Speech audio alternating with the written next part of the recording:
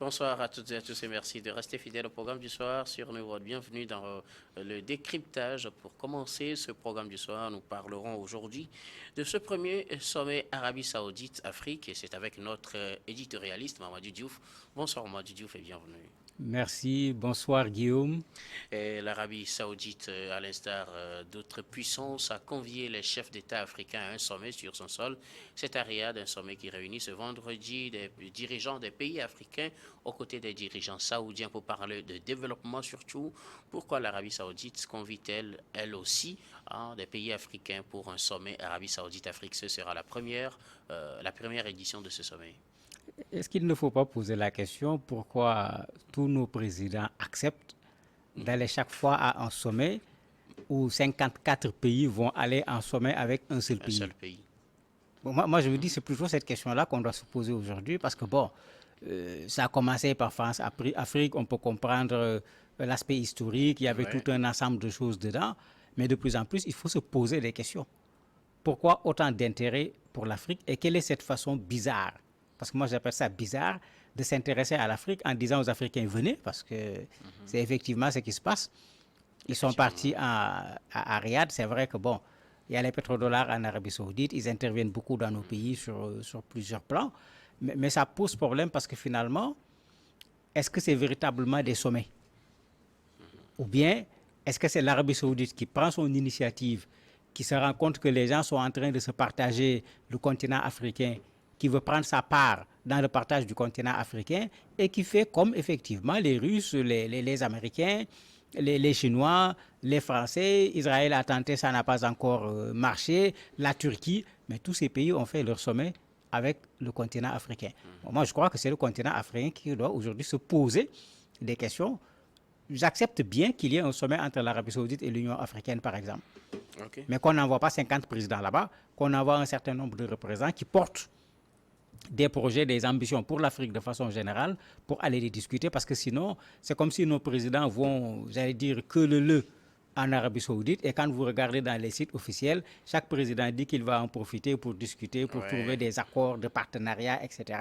À la limite, c'est difficile de le dire, mais c'est comme s'il y a des mendiants qui sont partis avec des cravates en Arabie Saoudite. Et en ce moment, la souveraineté de l'Afrique, ça ne sera pas pour demain dans ces conditions. Alors, quand on se pose la question pourquoi les chefs d'État acceptent d'aller à ces sommets, on pourrait aussi se demander que cherche l'Arabie Saoudite aussi en Afrique, puisque c'est un pays riche, c'est un pays qui il n'est pas aussi impérialiste comme on a connu les autres. Vous parlez tout à l'heure de la France qui a initié ce genre de sommet. L'Arabie Saoudite n'a pas vraiment ce passé historique-là. Que cherche ce pays en Afrique? L'Arabie Saoudite est en train de tirer des leçons de ce que le Qatar, les Émirats arabes unis ont fait. Tous ces monarchies sont des monarchies pétrolières, des pays où il y a énormément de pétrole, qui fait que pendant un temps, à la limite, eux, ils ne se posaient aucune question. Avec le pétrole, ils avaient tout ce qu'ils veulent. Mais il commence à y avoir du pétrole et beaucoup de pétrole en Afrique. Donc si les choses se passent normalement, et si les Africains sont conscients, ce n'est pas en Arabie Saoudite qu'on doit aller chercher du pétrole, mais nous devons acheter le pétrole qui se trouve sur le continent africain. L'Arabie Saoudite également, depuis plusieurs années, a compris que le pétrole est une donnée, mais ils ne peuvent pas bâtir tout l'avenir de l'Arabie Saoudite sur le pétrole. Vous les voyez candidats pour organiser la Coupe du Monde. Oui. Vous les voyez organiser des rencontres internationales. Ils sont en train de vouloir se positionner également à l'échelle internationale sur le plan diplomatique. Mais sur cette question africaine, il faut dire qu'il y a des ratés. Parce que ce qui devait se passer, il devait y avoir ce sommet Arabie Saoudite-Afrique. Ensuite, il devait y avoir un sommet Afrique-Arabe. Arabe-Afrique, oui. Oui. Ensuite, il devait y avoir un sommet de la Ligue arabe. Et il devait y avoir une rencontre extraordinaire de l'organisation de la conférence islamique. Donc pour les présidents qui sont partis, il y en a qui seront là-bas pendant Ouais. plusieurs jours, puisque c'est le côté Afrique arabe qui saute. Et Qui est quand ça, reporté. qui saute, moi j'ai dit qui saute, parce que OK. le problème qui se pose, c'est pourquoi j'ai dit l'Afrique doit pouvoir se faire représenter. L'Arabie Saoudite a invité un certain nombre de pays. La République arabe sahraoui démocratique, la RACD, n'a pas été invitée. Ce problème qui se pose déjà à l'intérieur de l'Union africaine, Ouais. c'est ce problème qui s'est reposé ici. L'Afrique du Sud qui défend la RASD et l'Algérie, qui également défendent la RASD, ont demandé à l'Arabie saoudite d'inviter la République arabe sahraoui démocratique. Ce que bien sûr un pays comme le Maroc ne veut pas entendre. Mais le problème, ces deux pays ont fait pression. Finalement, l'Arabie saoudite a préféré ne pas prendre la patate chaude. Pour ne pas prendre la patate chaude, le sommet a été reporté. Il était également prévu, certainement ils vont essayer de l'insérer dans ce sommet, une rencontre avec l'OCI et autres où il fallait parler de cette question de la situation de Gaza actuellement avec les bombardements israéliens. Et beaucoup de ces pays africains sont des pays membres de l'organisation de la conférence islamique. Et quand vous regardez, l'Arabie saoudite joue un rôle important dans la Ligue arabe. L'Arabie saoudite joue un rôle important au niveau de l'organisation de la conférence islamique. L'Arabie saoudite joue un rôle important au niveau de la BADEA, la Banque arabe pour le développement économique de l'Afrique. Et c'est ça qui fait qu'effectivement, nos pays sont partis. Parce que l'Arabie saoudite construit des écoles dans nos pays et participe à la construction de routes, soit directement en tant qu'Arabie saoudite, soit indirectement à travers l'OCI, à travers la BADEA, à travers un certain nombre de fonds que les pays arabes ont mis sur pied. Et bien sûr, la façon dont on profite de ces pétrodollars de l'Arabie saoudite est différente de ce qu'on voit par rapport à la Banque mondiale ou bien au FMI, de sorte qu'effectivement, beaucoup de pays africains sont partis et c'est là où ça gêne parce qu'on parle de sommet effectivement, mais en réalité, nous allons être plus demandeurs et l'Arabie saoudite va certainement aller dans le sens de faire comme ce que les autres font, voir également comment influencer les pays africains, par exemple par rapport à la question palestinienne, puisqu'ils ont une position qui est différente d'un certain nombre de pays africains. Même chose également sur la question de la République arabe sahraoui démocratique. L'Arabie saoudite épouse totalement la position du Maroc. Donc ce n'est pas l'Arabie saoudite qui va organiser une rencontre africaine où la République arabe sahraoui démocratique sera présente. Ça veut dire que bon, même quand on nous invite, on a vu ce qui s'est passé en Russie. C'est ceux qui ont fait les coups d'État militaires qui ont été en vue. Ben, si on organise un sommet France-Afrique, très certainement ceux qui ont fait les coups d'État ne seront pas parmi les invités, etc. C'est que pour moi, c'est dérangeant qu'on nous manipule comme ça, comme des objets, ou quand quelqu'un nous invite en fonction de ses affinités avec tel ou tel pays africain, on met tel pays en vedette, les autres, on les met en veilleuse. L'Afrique mérite beaucoup plus que cela. Et bien évidemment, la question internationale sur la question de Gaza n'a pas évité de se poser à ce forum à l'ouverture. Le président Ben Salman est revenu sur la position de l'Arabie saoudite. Quand on sait que les pays africains sont divisés sur ce sommet, est-ce que l'Arabie saoudite saisit l'occasion pour mettre de la pression sur les États africains? Mais bien sûr, c'est ce que la France aurait fait, c'est ce que les Américains auraient fait, c'est ce que les Russes auraient fait. Et très certainement, les Saoudiens feront la même chose. Le problème, c'est qu'est-ce qu'ils ont comme moyen de pression par rapport à ces pays. C'est en fait ça la question. Mais il est clair que l'Arabie saoudite est particulièrement dérangée par ce qui se passe aujourd'hui au niveau de la Palestine, à Gaza en particulier, puisque son opinion publique est à 100% pour les Palestiniens. Et certainement difficile pour l'Arabie saoudite de faire cavalier seul par rapport à une telle chose. C'est pourquoi quand vous regardez tous ces sommets qui se répètent dans le même pays sur la même période, en même temps avec le contexte de Gaza, il est bien sûr prévu dans tous ces sommets de voir comment faire en sorte pour qu'on puisse avoir une position commune plus forte contre Israël, puisque c'est de cela qu'il s'agit, et une position également de soutien plus fort pour les populations palestiniennes dans cette crise avec Israël. Et quand l'Arabie saoudite le fait, mais je me dis qu'il aura fait comme ce que tout le monde fait de plus en plus. Quand on organise un sommet, il y a des contrats qu'on signe, on distribue du blé comme on l'a fait en Union soviétique, on donne d'autres choses, mais bien sûr, on est en diplomatie. On attend quelque chose en retour. Alors, à ce sommet est consacré à plusieurs thématiques, surtout en lien avec le développement. On parle de l'agriculture, on parle de la santé, on parle de l'assistance humanitaire, on parle de tout ce qui est lien au développement. L'Arabie saoudite, quelle est sa part dans le développement des pays africains aujourd'hui? L'Arabie saoudite joue un rôle important en matière de financement pour le moment. Quand vous regardez ce qui se passe dans nos écoles, dans beaucoup de nos pays aujourd'hui, dans le financement de l'éducation, l'Arabie saoudite joue un rôle important. Dans beaucoup de nos pays, vous avez un bureau où ils sont là, comme j'ai dit. Et quand on dit Arabie saoudite, regardez une collaboration bilatérale, une collaboration directement avec l'Arabie saoudite. Regardez également une collaboration multilatérale qui passe par les fonds arabes, dans lesquels l'Arabie saoudite met beaucoup d'argent. qui passe également par les fonds de l'OCI, dans lesquels l'Arabie Saoudite met également beaucoup d'argent. Donc, ce n'est pas le pays Arabie Saoudite qu'il faut regarder en termes de réalisation, tout simplement. Et souvent, ils ont investi dans nos pays au niveau des écoles, souvent des écoles scientifiques, au niveau des hôpitaux. Ils ont également investi. Au niveau de l'eau, ils ont investi. Au niveau de l'énergie, une nouveauté, ils s'intéressent aux mines également dans nos pays. Parce que ça, au départ, on ne voyait pas trop les Saoudiens dans ce domaine-là. Ils s'intéressent également à la question de l'énergie. Donc voilà autant de questions qui les intéressent et en fonction des pays et en fonction des besoins du pays et de ce qui est disponible, ils signent des accords de partenariat bilatéral avec ces pays ou bien il y a des appuis qui passent par les fonds arabes dont je parlais tout à l'heure ou par l'intermédiaire de l'organisation de la conférence islamique. Les pays africains invités ont été nombreux à se présenter à cette rencontre. On voit parmi ces pays-là certains pays qui n'ont pas fait l'unanimité à certains sommets internationaux. Je vais parler par exemple du Niger, qui a été représenté par son Premier ministre. L'Arabie Saoudite a-t-elle une position carrément différente par rapport aux autres pays qui organisent de telles rencontres? Sur ce plan, on n'entend presque jamais les Saoudiens sur ces questions de coup d'État ou autres. De sorte que je ne sais pas comment ils vont organiser leur protocole. Mais vous avez le président guinéen qui est là-bas, Doumbia est parti. Le Burkinabé, je sais qu'il a été invité, je n'ai pas eu le temps de vérifier pour savoir s'il est parti ou pas, mais j'ai vu à la télévision du Burkina, quand on lui portait l'invitation, lui demandant de venir assister à ce sommet il y a quelques semaines, etc.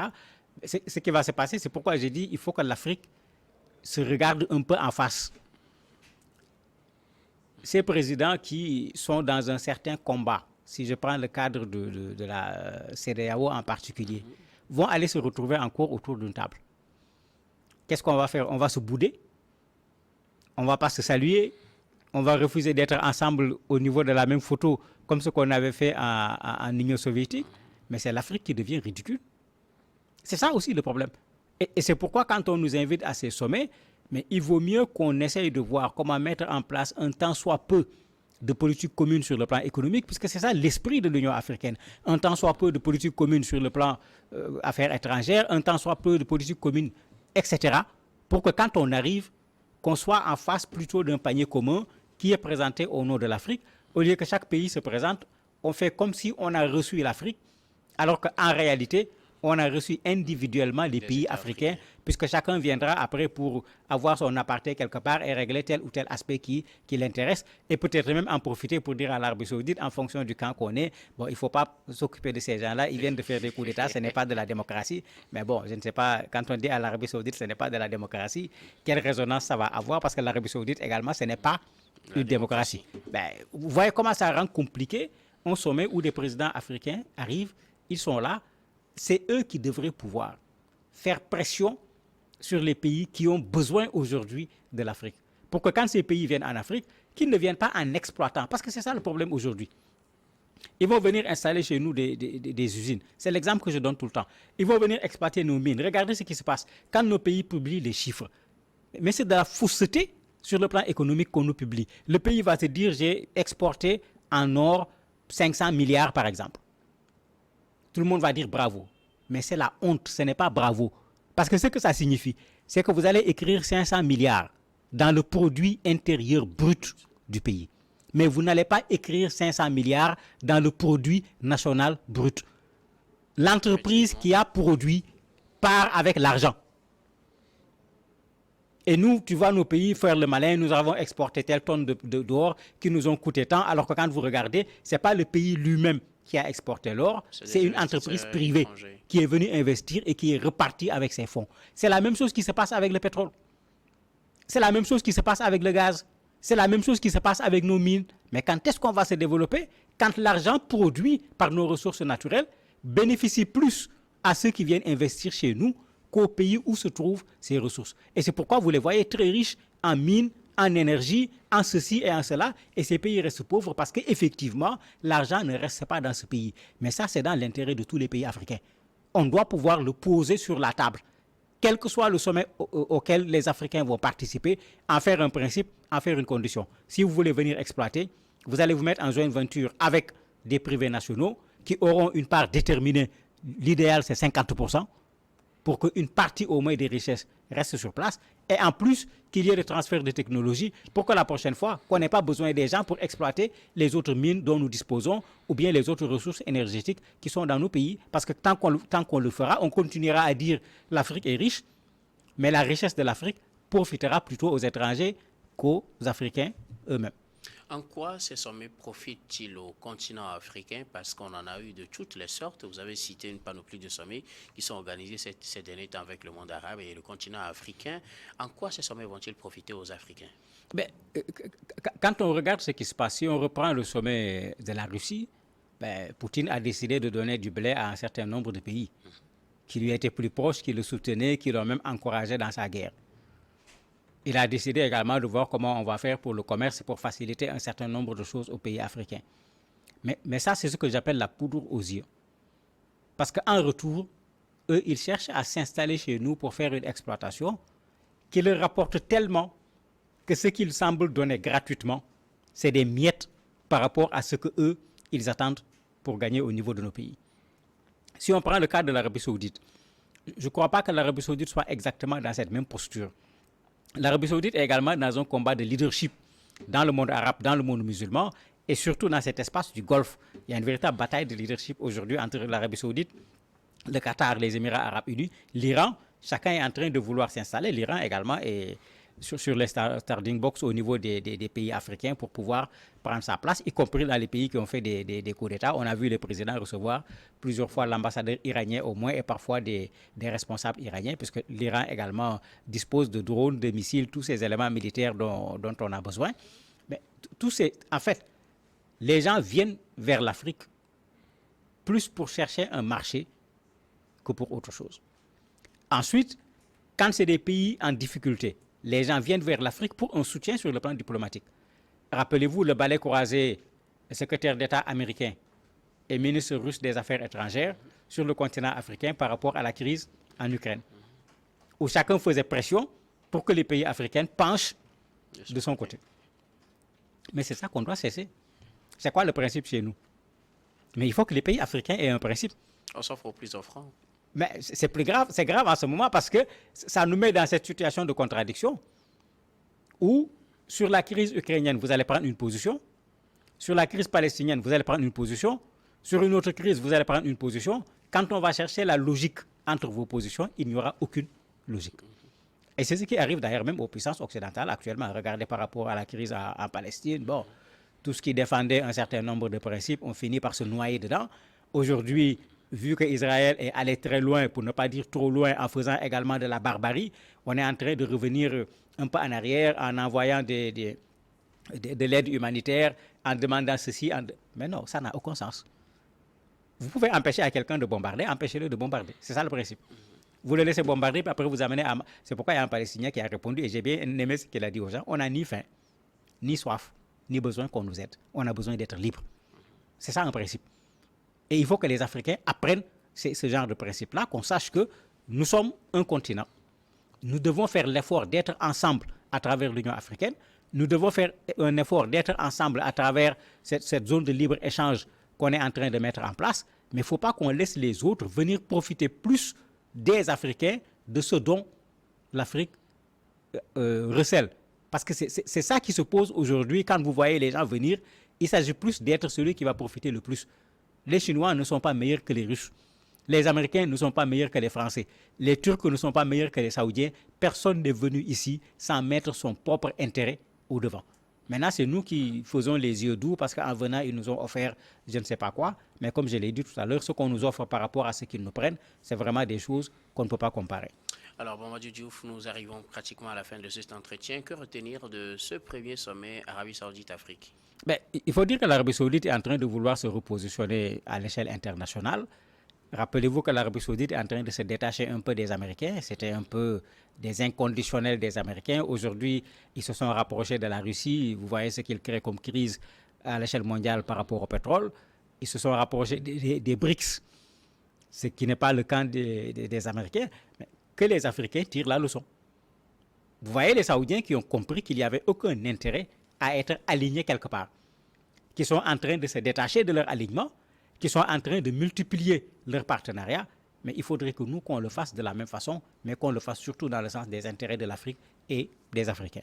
Merci beaucoup à vous, Mamadou Diouf. Je rappelle que vous êtes éditorialiste. Merci d'avoir répondu à ces questions. Merci également à vous, très chers téléspectateurs, de nous avoir suivis. C'est la fin de ce numéro de décryptage. Je vous retrouve tout de suite pour la suite du programme du soir sur Nourod Info.